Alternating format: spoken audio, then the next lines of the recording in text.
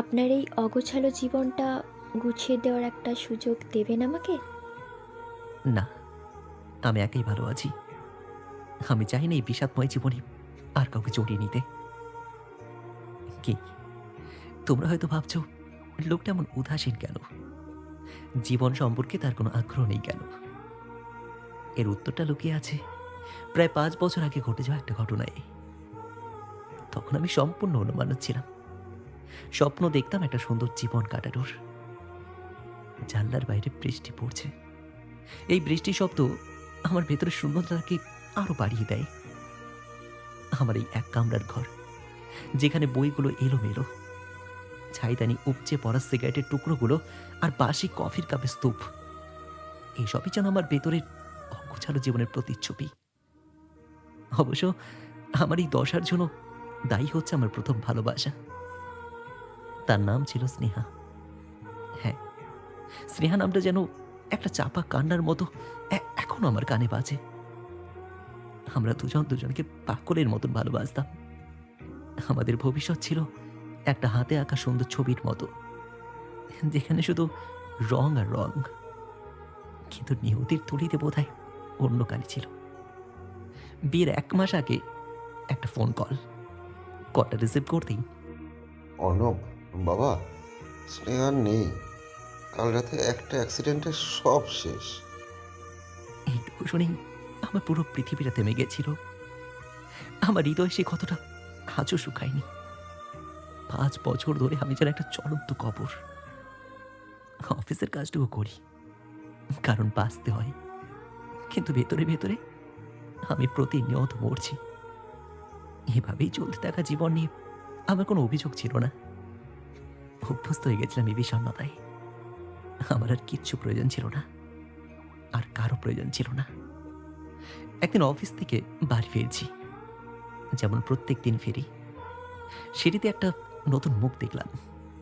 একটা মেয়ে, হাতে বাক্স প্যাটরা, বোঝাই যাচ্ছে নতুন মারাঠি। সে আমার দিকে তাকিয়ে করুণ একটা হাসি আসলো আর বলল, আপনি কি এই বাড়ির কেউ? আমি ৪ তলায় নতুন এসেছি। আমি তাকে এড়িয়ে উপরে চলে গেলাম। কিন্তু এরপর থেকে মেয়েটাকে আমি প্রায় দেখতে পেতাম। তার নাম ঈশা। সে ছিল আমার একদম বিপরীত। আমার জীবন যেখানে ধূসর, তার উপস্থিতি ছিল সেখানে একদম ঝলমলে। সে হাসতো, প্রাণ খুলে কথা বলতো। আমার অগোছালো ঘরের পাশ দিয়ে যাওয়ার সময় তার গানের মৃদু গুনগুন শুনতে পেতাম। একদিন রাতে আমি ব্যালকনিতে দাঁড়িয়ে সিগারেট খাচ্ছিলাম। তখন প্রায় ২টা বাজে। সে এসে বলল, এত রাতেও কাজ? আপনি এখনো জেগে? নতুন জায়গা, ঘুম আসছে না। আপনি তো দেখছি প্রতিদিন এই সময় সিগারেট খান। এভাবে শরীর খারাপ করবে তো। তাতে আমার কিছুই যায় আসে না। যায় আসা উচিত। জীবনটা তো সস্তা নয় যেভাবে নষ্ট করবেন। তার কথায় আমি একটা মৃদু ধাক্কা খেলাম। কেউ আমাকে এত সহজভাবে এমন কথা কখনোই বলেনি। ঈশা অদ্ভুত ছিল। সে কখনো আমার দুঃখের কারণ জানতে চায়নি, কিন্তু আমার মন খারাপটা যেন ঠিক বুঝতে পারত। সে প্রতিদিন সকালে আমার দরজার সামনে একটা ছোট নোটস রেখে যেত। প্রথমে পাত্তা দিতাম না, ফেলে দিতাম। কিন্তু একদিন কৌতূহলবশত একটা নোট খুললাম। তাতে লেখা ছিল, কফির কাপগুলো আজ ধুয়ে ফেলুন না। কাল সকালে ফ্রেশ কফিতে মনটা একটু শান্তি পাবে।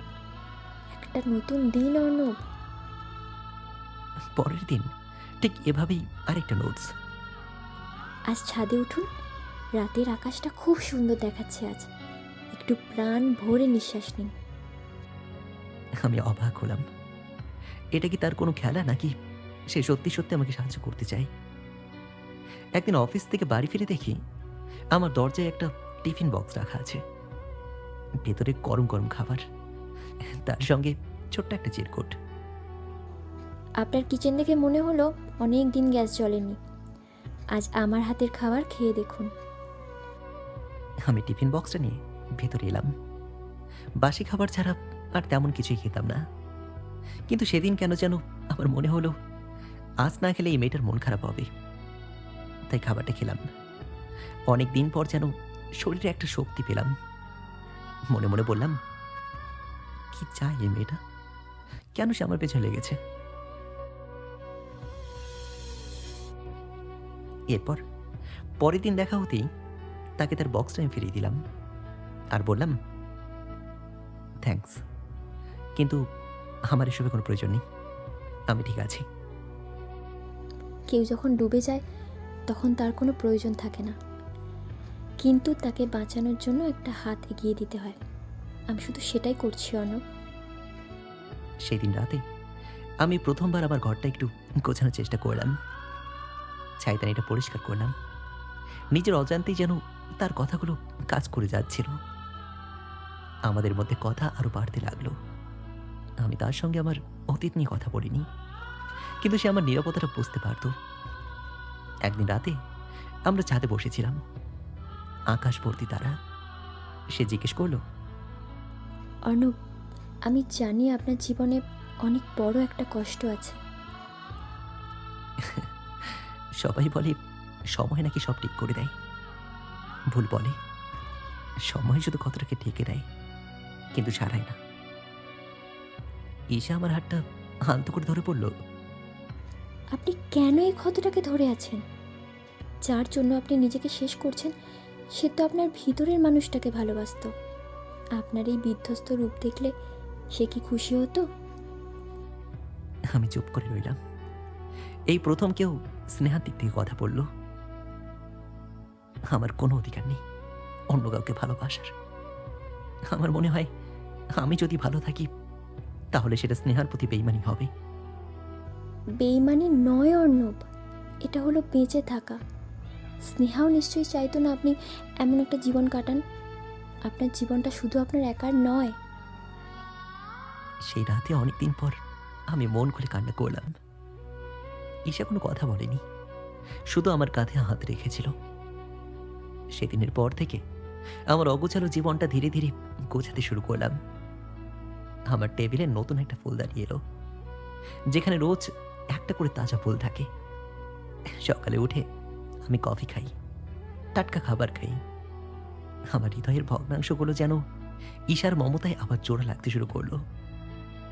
আমার জীবনটা এখনো পুরোপুরি রংধনী নয়, কিন্তু ধূসর রংটা কেটে গিয়ে একটা হালকা নীল রং দেখা দিয়েছে। আর সেই রংটা এসেছে ঈশার কাছ থেকে। আজ প্রায় 6 মাস হয়ে গেল। আমার ঘর এখন পরিষ্কার থাকে। আমি আবার হাসি, আবার গান শুনি। আমি বুঝতে পারি আমার ভেতরে সেই হারিয়ে যাওয়া অর্ণবটাকে ঈশা ফিরিয়ে এনেছে। সে এসেছে আমার জীবনের একটা কঠিন সত্য নিয়ে। ভালোবাসা হারায় না, শুধু রূপ পরিবর্তন করে। আমি জানি স্নেহা স্মৃতি কখনো মুছে যাবে না, কিন্তু আমার জীবনে ঈশার ভালোবাসার জন্য একটা জায়গা তৈরি হয়েছে। এই ভালোবাসাটা শোককে সম্মান করে, কিন্তু জীবনকে নতুন করে বাঁচতে শেখায়। একদিন সন্ধ্যায় আমি ঈশার সামনে গিয়ে দাঁড়ালাম আর বললাম, ঈশা, আমার জীবনটা তুমি ফিরিয়ে দিয়েছ। আমি হয়তো তোমাকে সে পাগলের মতো ভালোবাসতে পারবো না যে এক সময় ছিল, কিন্তু আমি তোমাকে ভালোবাসি। আর আমার জীবনের এই নতুন সকালের জন্য তোমাকেই আমার পাশে চাই। অর্ণব, আমি কখনো চাইনি আপনি স্নেহাকে ভুলে যান। আমি শুধু চেয়েছিলাম আপনি নিজে থেকে আপনার হাতটা বাড়ান। আপনার ভালোবাসায় সেই শোকের রং মিশে থাকলেও আমি সেটা সানন্দে গ্রহণ করব, কারণ এটা আপনার ভিতরের সবচেয়ে খাঁটি অনুভূতি। এভাবেই শুরু হলো জীবনের নতুন এক গল্প। আমার হৃদয়ের ভগ্নাংশগুলো এখন জোড়া লেগেছে। এখন আর আমি সেই বিধ্বস্ত প্রেমিক নই, এখন আমি ঈশার প্রেমিক, যে জেনে গেছে প্রেম একবার ব্যর্থ হলেও জীবনকে বারবার সুযোগ দেওয়া যায়। কিছুদিন পর ঈশার হাতে হাত রেখে দাঁড়িয়েছিলাম। ছাদের ভেজা হাওয়াটা আমাদের দুজনের চুলগুলো উড়িয়ে দিচ্ছিল। এটা ছিল আমাদের জীবনের নতুন এক অঙ্গীকার, এমন একটা অঙ্গীকার যেখানে কোনো তাড়াহুড়ো ছিল না, শুধু ছিল ভরসা। পরের কয়েক মাস আমাদের জীবনে যেন বসন্ত নিয়ে এলো। আমরা একসঙ্গে বাজার করতাম, ঈশা জোর করে আমাকে জগিংয়ে নিয়ে যেত। সে আমার বইয়ের তাকে ধুলো চপতে দিত না। সবচেয়ে বড় পরিবর্তনটা এলো আমার অফিসের কাজে। মনোযোগ বাড়ল, কাজে প্রশংসাও পেলাম। এক বিকেলে ঈশা আমার রুমে বসে পুরনো একটা ফটোগ্রাফ দেখছিল। সেটা স্নেহার ছবি ছিল। আমি ভয় পাচ্ছিলাম, জানি না ঈশা কি ভাববে। ঈশা ছবিটা আমার দিকে বাড়ি দিয়ে বলল, হাসিটা অনেক সুন্দর। হ্যাঁ ছিল। আপনি ভাগ্যবান অর্ণব, অন্তত এমন পবিত্র একটা স্মৃতি আপনার কাছে আছে। কষ্ট হলেও এটা আপনার শক্তি। তোমার তোমার কখন খারাপ লাগে না? কেন লাগবে? আমি আপনার বর্তমানের মানুষ, অতীতটা আপনার জীবনের ভিত্তি। আপনি আমাকে ভালোবাসেন, এটাই তো সবচেয়ে বড় সত্যি। আমি জানি আপনার হৃদয়ে একটা ঘর চিরকাল তার জন্য সংরক্ষিত থাকবে। আর আমি আপনার জীবনের সেই দরজাটা, যেটা নতুন আলো নিয়ে আসে। ঈশার এই পরিণত মনোভাব আমাকে আরো বেশি করে তার দিকে আকৃষ্ট করত। সে আমার সব দুর্বলতাগুলো ভালোবাসার চাদরে মুড়িয়ে দিত। আমাদের জীবনটা যখন ঠিকঠাক চলছিল, তখনই এলো এক অপ্রত্যাশিত ধাক্কা। একদিন রাতে আমি অফিস থেকে বাড়ি ফেরার পথে একটি লোক আমার পিছু নিল। প্রথমে পাত্তা দিইনি, কিন্তু পরের কয়েকদিনও এই একই ঘটনা ঘটল। লোকটা দূর থেকে আমাকে অনুসরণ করত। একদিন সাহস করে আমি লোকটাকে থামালাম। শুনুন, আপনি আমার পিছু নিচ্ছেন কেন? না মানে, আমি আসলে, আপনার নাম অর্ণব না? হ্যাঁ, কিন্তু আপনি কে? আমি ঈশার বাবা। আমি স্তম্ভিত হয়ে গেলাম। ঈশা কখনো তার পরিবারের কথা বলেনি। ঈশার বাবা? আপনি এভাবে লুকিয়ে আছেন কেন? বাবা, আমার মেয়েটা খুব জেদি। ও বাড়ি থেকে সম্পর্ক ভেঙে আপনার কাছে এসেছে। আমরা গরিব নই, ভালো পরিবার। আপনার অতীত আর আপনার এই অগোছালো জীবন, আমরা চাই না ও এমন একটা পুরুষের সঙ্গে জীবন কাটাক যে এখনো অতীতের ছোঁয়া নিয়ে চলে। আপনি ওর জন্য সঠিক নন। ঈশার বাবা আমাকে অনুরোধ করলেন যাতে আমি নিজে থেকে ঈশাকে ছেড়ে দিই। তার চোখে ছিল এক অসহায় পিতার ভয়। আমি খুব কষ্ট পেলাম। আমার অতীতের ব্যর্থতাটা যেন আবার আমাকে গ্রাস করতে চাইছে। আমি সেদিন বাড়ি ফিরে কিছুই পড়িনি, চুপচাপ আছি। ঈশা বুঝতে পারছিল আমি চিন্তিত। সে বলল, অর্ণব, কি হয়েছে? খুব গম্ভীর দেখাচ্ছে। তোমার বাবা আমার সঙ্গে দেখা করেছিলেন। ঈশার মুখের হাসিটা নিভে গেল যেন। কি বলেছেন তিনি? তিনি চান না তুমি আমার সঙ্গে থাকো। তিনি মনে করেন আমি তোমার জন্য ঠিক নই। আমি ব্যর্থ, আমার অতীত দুঃখের। ঈশা আমার হাতটা শক্ত করে চেপে ধরল আর বলল, আমার বাবা কি ভাবছেন তাতে আমার কিচ্ছু যায় আসে না। আমি আপনাকে ভালোবাসি, আর আপনার অতীত সেটা আমাকে আরও বেশি সাহসী করেছে। আমি জানি আপনি কতটা যন্ত্রণা নিয়ে উঠে দাঁড়িয়েছেন। আপনি পরাজিত নন অর্ণব, আপনি একজন যোদ্ধা। সেই দিনের পর ঈশার ভালোবাসার উপর আমার বিশ্বাস আরো গাঢ় হলো। সে শুধু আমার অগোছালো জীবনই গোছায়নি, সে আমার মনের জটিলতাগুলোকেও সহজ করে দিয়েছে। তার সাহস আমাকে শেখালো অন্যের মতামতের কাছে ভালোবাসা কখনো ছোট হতে পারে না। পরদিনই ঈশা তার বাবাকে স্পষ্ট জানিয়ে দিল যে সে আমাকে ছেড়ে যাবে না। তার ভালোবাসার সামনে আমার অতীতের ব্যর্থতা কোনো বাধা হয়ে দাঁড়াতে পারল না। আমরা একদিন রাতে আবার সেই ছাদে বসেছিলাম, যেখানে প্রথমবার মন খুলে কথা বলেছিলাম। আমার জীবনে এখন আর সেই অস্থিরতা নেই। ঈশার স্পর্শে আর তার যত্নে আমার ঘর এবং মন দুটোই বেশ শান্ত, পরিপাটি। আমার পুরনো কতগুলো শাড়ি তোলার জন্য ধন্যবাদ ঈশা। তুমি না থাকলে হয়তো এভাবেই নিজেকে শেষ করে দিতাম।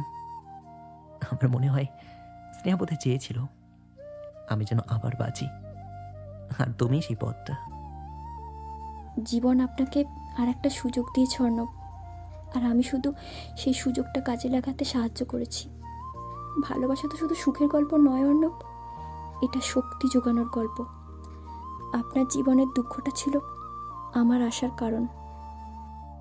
আমি ধীরে ধীরে আমার পুনর্জীবনে ফিরতে শুরু করলাম। আঁকা বন্ধ করে দিয়েছিলাম, আবার রং তুলি ধরলাম।